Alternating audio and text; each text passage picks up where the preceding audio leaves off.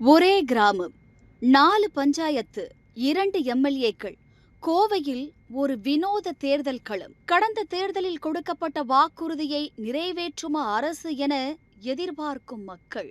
தமிழக சட்டசபை தேர்தல் நெருங்கி வரும் வேளையில் கோவை மாவட்டம் கருமந்தப்பட்டி அருகே உள்ள பொன்னாண்டம்பாளையம் கிராமம் அனைவரின் கவனத்தையும் ஈர்த்துள்ளது. ஒரே கிராமமாக இருந்தாலும் 2 ஊராட்சிகள், ஒரு பேரூராட்சி மற்றும் ஒரு ஊராட்சிக்கு கீழ் உள்ளதால் இங்குள்ள மக்கள் 2 வெவ்வேறு எம்எல்ஏக்களை தேர்ந்தெடுக்க வேண்டிய வினோத சூழல் நிலவுகிறது.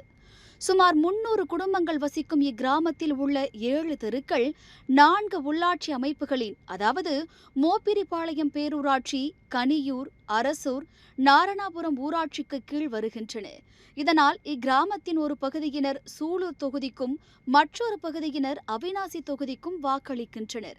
அதேபோல் நாடாளுமன்ற தொகுதியை பொறுத்தவரை கோவை மற்றும் நீலகிரி என 2ஆக பிரிகிறது.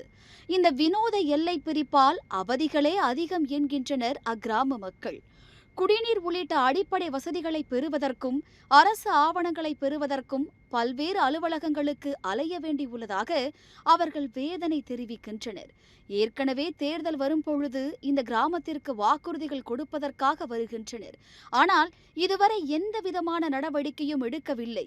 தங்கள் கிராமம் முழுவதையும் கனியூர் ஊராட்சி மற்றும் சூலூர் தொகுதிக்கு கீழ் கொண்டு வர வேண்டும் என 20 ஆண்டுகால கோரிக்கையை மக்கள் மீண்டும் வலியுறுத்தியுள்ளனர்.